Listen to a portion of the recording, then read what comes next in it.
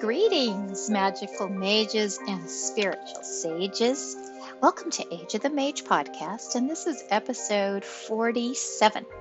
And we're going to return today to discuss one of the magical archetypes. So, on a previous podcast just recently, I introduced the concept of these 9 magical archetypes. And what an archetype is a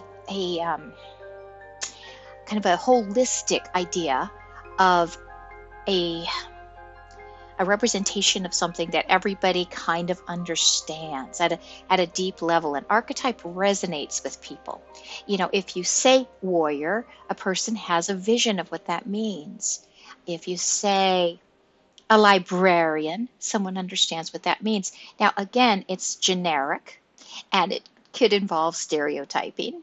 So it's not always accurate, but the archetype, the parts that go in to the whole that make up this archetype, very often exist, and there is merit behind why we identify with these archetypes. And so as we develop and work on our own magical and spiritual work, progression and practice that we want to do, it's kind of fun to understand ourselves as best as we can.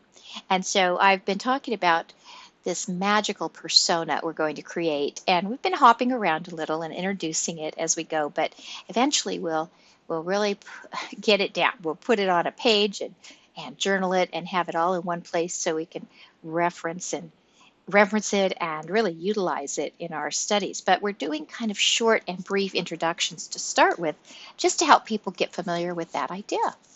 So we introduced these 9 archetypes, and these are the warrior, the healer, the guardian, the sage, the commander, the oracle, the keeper, the builder, and the weaver. And these are 9 types of people, let's say, or 9 types of jobs that people can do. And we see them in the 3D world. We see warriors, we see guardians.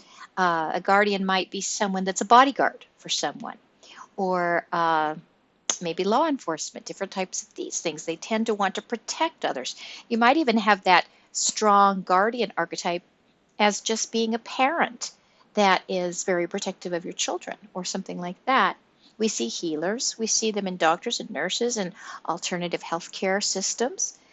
So we are very familiar, for the most part, with these archetypes that we see operating in our physical world. And what we're doing with our exercise is bringing this into the magical world and seeing if we can identify with one of these more strongly, or 1 or 2 or 3 of these more strongly than another, so that we can get a feeling like, how do I tend to operate? What do my emotions lead me to do when I feel motivated to try some magic, or when I am asking for something, when I'm going to manifest something? How do I do that? Or if I'm asking, I'm going to say a prayer or try to bring something into my life, what do I often find myself praying for? And these are clues into our natural and very innate tendencies, our preferences for our style of work, and the things we might be best at because we find ourselves doing them over and over again. For example, someone that really loves to study and kind of stay in the background and just enjoys research and digging for truth may not be as comfortable on the front line as a warrior, and yet they're both very necessary, and we gain tremendously from both archetypes. And again, in the physical domains as well as etheric, this is very true. So we see these archetypes all the time, and we're going to work with them as we proceed to ask ourselves, what do I identify with that one? Is that one really describing me? Is that what I would do? So we're going to talk mostly about the warrior today, but before we even start there, I just want to put a question out to some of you, to all of you that are listening, to see if any of you or some of you could relate or feel where I might be going with this someday, because let's just kind of use our imagination and say we're putting together teams. Say that we know we have a situation in our area, perhaps a water, that's being polluted, and maybe it's becoming common knowledge how this is occurring, and we'd like to see a change. We'd like to see our water clean up or whatever. And yes, there are people who are definitely going to work in the real world as activists, or all these worlds are real, but in our 3D world as maybe an activist or maybe as a politician, um, people that will present their evidence in the 3D world and try to bring about change that way. But I believe there's a lot that can be done behind the scenes through our spiritual and magical work. So let's say you had a team and they were coming together to approach this problem.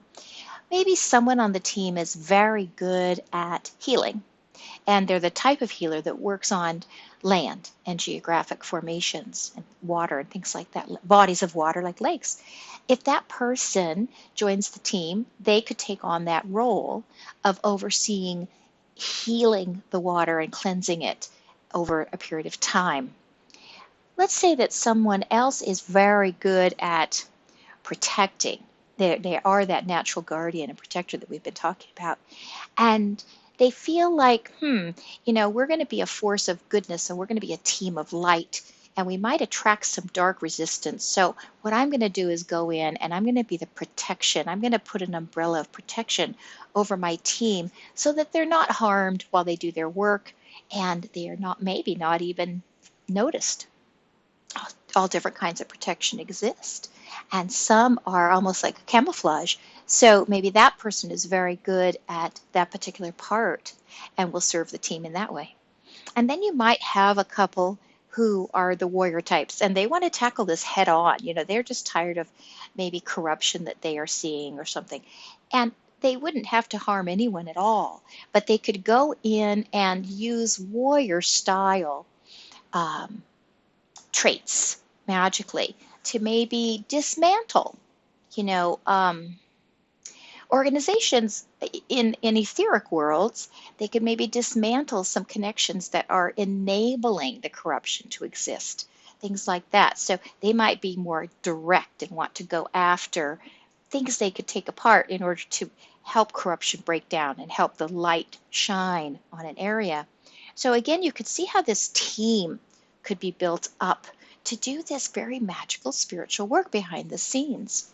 So this is kind of the purpose behind, if you keep this teamwork model in mind, not only knowing yourself in order to help your own progression keep going and yourself blossom in your spiritual and magical workings, but it can also start to feed into how we can affect and help communities and families and loved ones, maybe by teaming up with just one or two people that you trust, and you start to bring this more, you form alliances that can help you get bigger jobs done and maybe in a more complete way, and you have companionship and you have camaraderie and you have protection while you do that. And so it's a very powerful thing to have a couple friends that you can trust and begin to work with. And I think we're going to see this become even more powerful and more relevant in our world with its changing energy systems. As we've discussed in so many previous podcasts, we may be approaching a time where our world is shifting in such a way that as we move into a higher dimension, parts of reality may shift and boundaries between realities and dimensions may start to thin a little bit and become more pliable and more fluid. And this may even open up for etheric work to have more power, more presence than ever before. So I believe this will be a critical thing that those of you who are interested in doing such things, you'll really be able to do. I see this as a very viable and credible opportunity coming up. And even if you're not interested and you're a solitary and you're listening because you find these principles fit in with some of the things you do on a personal level, wonderful, that's great too, because one person, as we individually develop and attract more and more light into our lives, that flows out from us too. And so even if you do not ever choose to work with someone else, developing a greater understanding of yourself will be invaluable. So let's tackle this first archetype on the list of the warrior. And we've all heard the term, are you a spiritual warrior? Are you a magical warrior? And of course, we can kind of imagine, and with the world of video games nowadays and a lot of the fantasy RPGs and things, we can even project ourselves into worlds where we pick up the sword and we go to fight for the right reasons. We have our causes. So I think we could all identify with this pretty clearly, but I want to read you a little bit more about it and break down the 3 subdivisions inside this warrior archetype. This archetype is apparent in people who prefer to face problems head on and who have the strength and endurance to do so. Their indignation or anger are quickly triggered if they observe abuse of the innocent or manipulations of those in vulnerable situations. Warriors are happiest when fighting for causes they believe in and will give all their energy to sustain and promote those causes. In many cases, they're willing to put their lives at risk. Warriors want to be fighting for people and projects they believe in, and they tend to take an offensive stance. When threats make themselves known, the warrior will naturally rush to eliminate or thwart the enemy. Direct approaches are favored by this valiant archetype.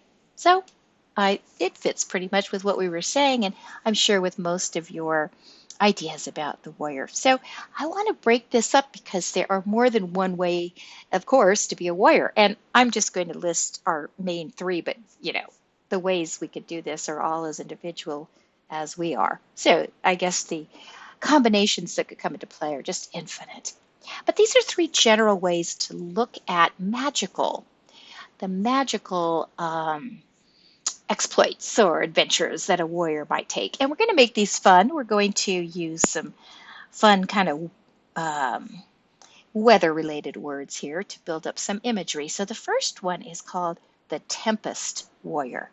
The Tempest Warrior is a powerful force to be reckoned with and can create large storms of energy in order to defeat their adversaries. These warriors exude passion, and they can inspire others to assist them in spiritual and magical battles. They're superb at tackling large and complex threats. They do need adequate recuperation periods between strikes, as they expend a great deal of energy during an attack. And I have here that examples of magical icons, they include large things like, a great big tornado or a very heavy and long type of blockade, energy explosions, things like that. These are large scale operators. So very often they need assistance. They need a small team to be with them because they take on large complex problems in the etheric fields that are going to really require some large and coordinated efforts to overcome. And so we would see the Tempest Warrior specializing in this kind of thing. So you might find that if you're a Tempest Warrior, you're really drawn to big picture problems.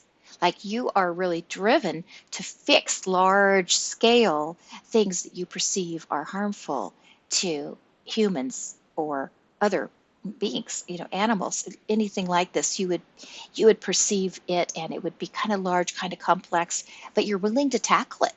And the added bonus here is that because you do require some help, you're usually the type that people come to you and say, I'll help. There's a part of you that draws that help in that you need. You automatically magnetize it to you. All right, let's go to the second type of warrior. I have here, we've called it the Thunderbolt Warrior. The Thunderbolt Warrior is excellent at taking precise aim and unleashing focused bursts of energy at single enemy targets. They tend to be independent and confident in their abilities. They're most comfortable as solo practitioners or serving as support forces in small strategic teams.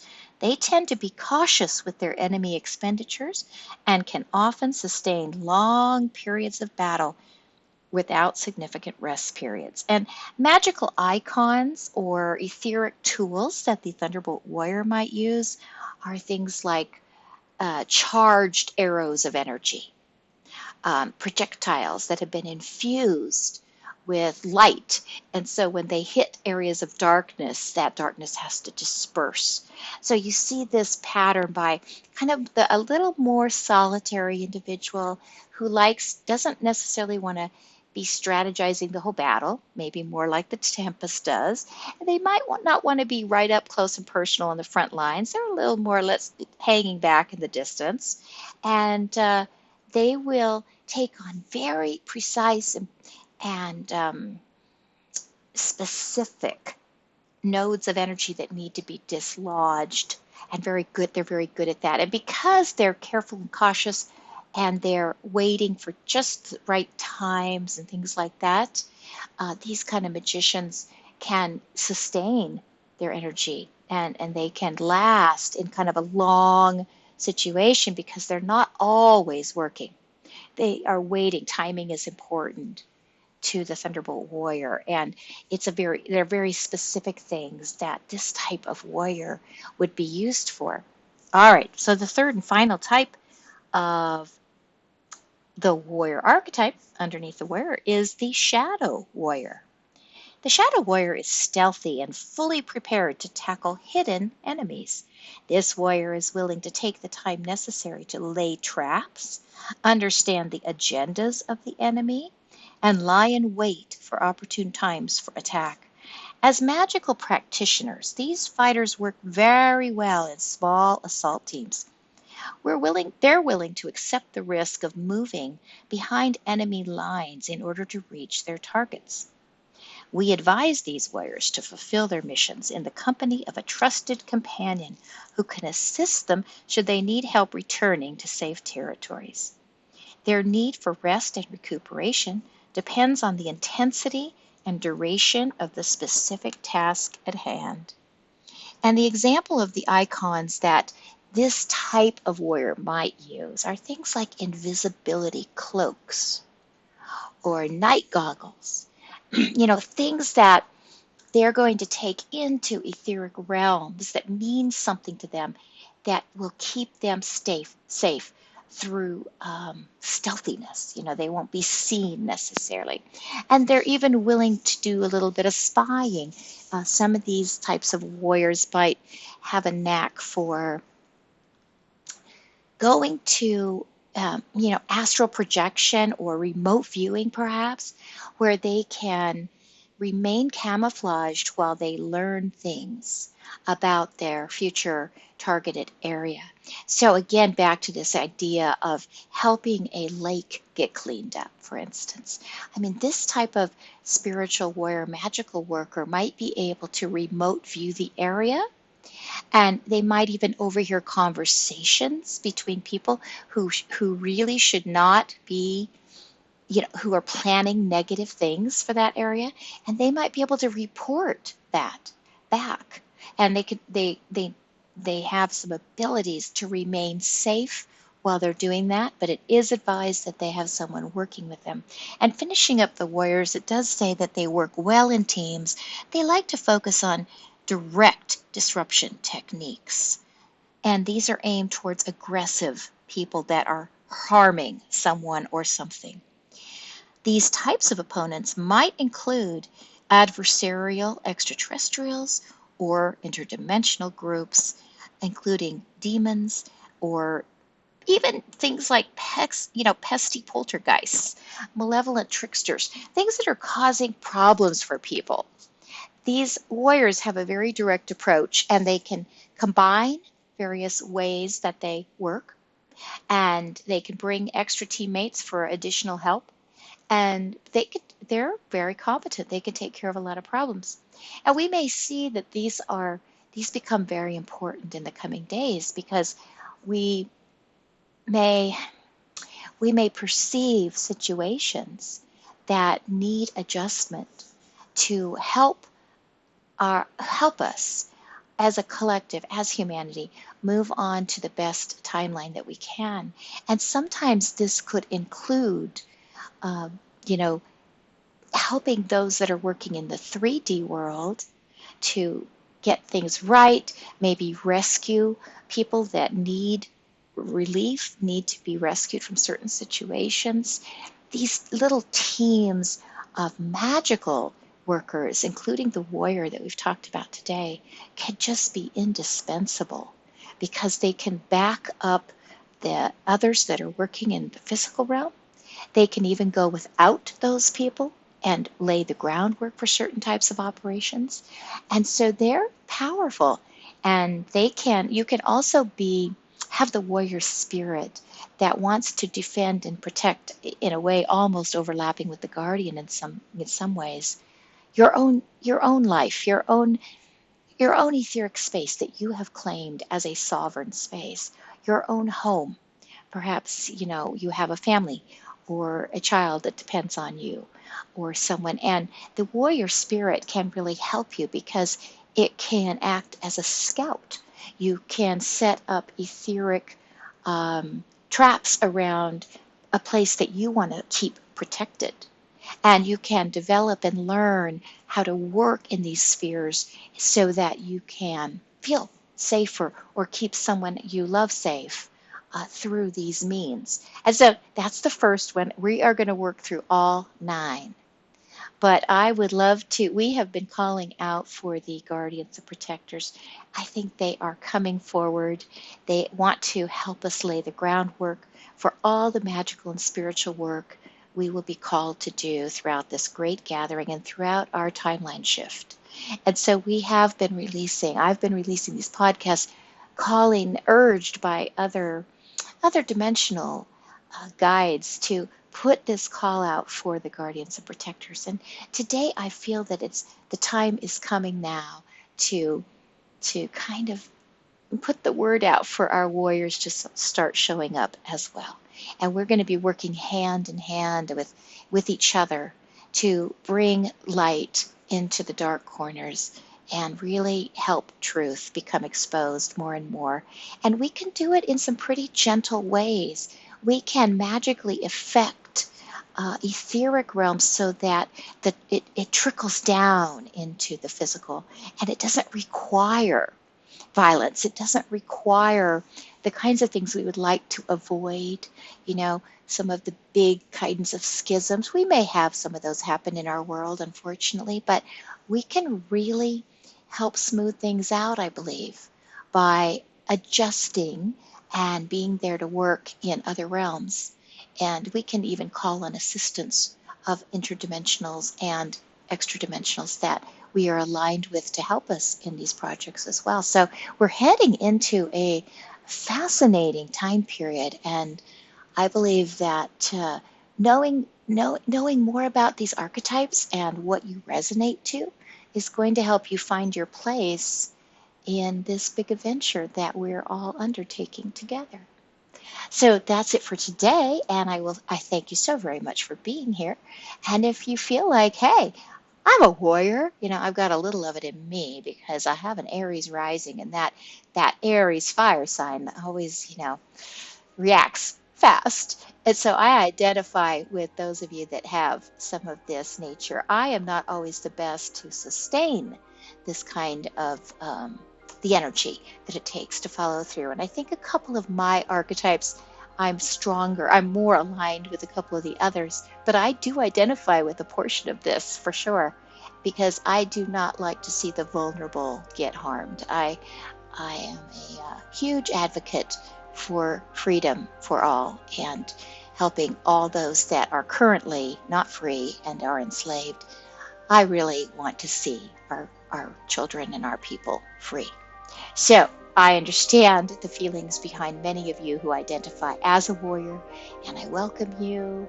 And I will return shortly with more about the archetypes, and I will say goodbye for now.